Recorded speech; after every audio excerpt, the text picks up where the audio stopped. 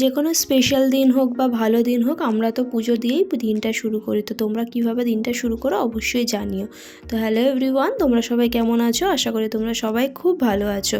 তো দেখো সকাল সকাল বলবো না, ওই 8টা সাড়ে 8টায় ঘুম থেকে উঠেছি। উঠে ফ্রেশ হয়ে ছেলেকে ফ্রেশ করিয়ে খাওয়া দাওয়া করিয়ে তারপর স্নান করে দেখো পুজো দিয়ে নিয়েছি। শীতের সকাল এই করতে করতেই অনেকটা বেলাই হয়ে গেছিলো। তো তারপর তোমাদের দাদাভাই দেখো টিফিন নিয়ে এসেছিলো, তো পরোটা, তো সেটাও রোদ্রে দাঁড়িয়ে একটু খেয়ে নিচ্ছিলাম, কারণ ভীষণ ঠান্ডা ছিল, ঘরে তো ঢাকাই যাচ্ছে না।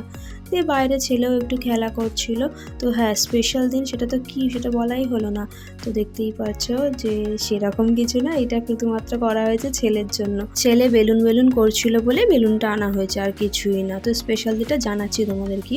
তার আগে দেখো সবাই রেডি হয়ে বেরিয়ে পড়েছে। মা, পিসি, কাকি, ভাইরা সব রেডি হয়ে চলে যাচ্ছে, আমাদের নিয়ে যাচ্ছে না, আমাদের রেখেই চলে যাচ্ছে। তো না, নিয়ে যাচ্ছে না বলবো না, আমরাই যাইনি। দেখো ওরা সব চলে যাচ্ছে বলে না ছেলের মনটা খারাপ, ছেলেকে নেয়নি। তো ওরা যাচ্ছে হচ্ছে কি আমার নকাকা শ্বশুরের বাৎসরিক কাজ, সেখানেই গেছে। এবার আসা যাক স্পেশাল ডে। তো স্পেশাল ডেটা কি? স্পেশাল ডে হচ্ছে কি আজকে তোমাদের দাদা ভাইয়ের জন্মদিন। তো মা মোটামুটি সব রেডি করেই গিয়েছিল। চিকেনটা শুধু তোমাদের দাদাভাই রান্না করেছে, বাচ্চাভাই নিজেই করেছে। মেনুতে ছিল হচ্ছে গিয়ে লাল শাক, 5 রকম ভাজা, ডাল, মোরলা মাছ, ভোলা মাছ, মাংস, চাটনি, পাঁপড়, 5 রকমের মিষ্টি আর অবশ্যই পায়েস। তো এইটাই ছিল মেনুতে। দইটা আর আইসক্রিমটা না, ওটা আর আনা হয়নি, ওটা ভুলে গেছিলাম। আর যেহেতু মায়ের যাওয়ার ব্যাপার ছিল, তো ওই জন্য আর ওটা করা হয়নি। তো ঠিক আছে, ওইটা বাদেই করা হোক। তো দেখো তোমাদের দাদাভাই আর ছেলে দুজনকে খেতে দিয়ে দিয়েছি।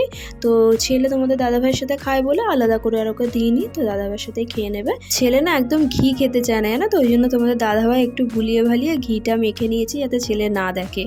তো দেখো ওদের খাওয়া হলে তারপর বোন যেহেতু বাড়িতে ছিল, তো আমি আর বোন দুজনে খেতে বসে পড়েছি। বাড়িতে যেহেতু কেউ ছিল না, বাড়িটা কিন্তু ফাঁকাই লাগছিল, কিন্তু কিছু করার নেই, ওখানেও যেতে হবে। তো ওই জন্য ফাঁকাই হোক, যা হবে সন্ধ্যেবেলায় হবে। খাওয়া দাওয়া করে সব গুছিয়ে গাছিয়ে বাসন টাসন ধুয়ে তারপর চলে এসেছি দেখো ছাদে জামা কাপড় তুলতে। তো মা একবারে সকালেই মেলে গেছিলো জামা কাপড়, আমি একবারই এসেছি, বারবার আর ওঠানামা কে করবে। আমার ছোট্ট ক্যামেরাম্যান কি সুন্দর ক্যামেরা করে দিচ্ছে।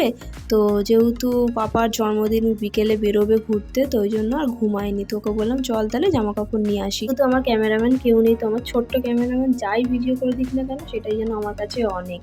তো তারপর দেখো জামা কাপড় তুলে এবার সামনের বাড়ির দাদার ছেলে ছাদে খেলছিল, আর ও ফোন নিয়ে কি একটা করছিল, তাই ওকে বললাম দেখ তোকে কিন্তু আমি ভিডিওতে নিয়ে নিয়েছি।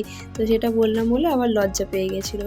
তো তারপর আমরা ঘরে চলে এসেছিলাম। তার মতো ভিডিও এইটুকুই। এটা হচ্ছে বার্থডে দিনের বেলার ভিডিও, তো রাতের ভিডিও খুব তাড়াতাড়ি আসছে।